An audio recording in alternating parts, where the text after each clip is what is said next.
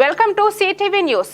పల్నాడు జిల్లా చిలుకలూరుపేట పట్టణంలో శ్రీరామనవమి పర్వదినాన్ని పురస్కరించుకుని పలు చోట్ల జరిగిన స్వామివారి కళ్యాణోత్సవంలో పండరిపురం 4వ లైన్లో పిల్లలమర్రి శ్రీనివాసరావు మృత బృందం నిర్వహించిన నవమి వేడుకల్లో ప్రతిపాటి పాల్గొన్నారు.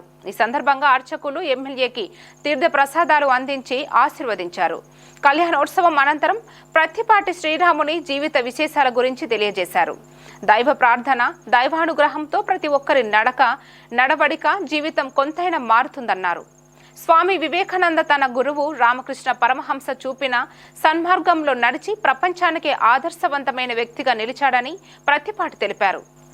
ఈ కార్యక్రమంలో బీజేపీ నాయకులు జయరామిరెడ్డి, టీడీపీ నాయకులు పఠాన్ సమాద్ ఖాన్, మధ్యపోయిన శివ, కక్కెర నాగేశ్వరరావు, శివమ్మ, తీయగూర యశ్వంత్ రెడ్డి, కనమర్లపూడి రమేష్, లక్ష్మీ తిరుమల, కొత్త కోటేశ్వరరావు, మురకొండ మల్లిబాబు, తుబాటి శ్రీహరి తదితరులు పాల్గొన్నారు.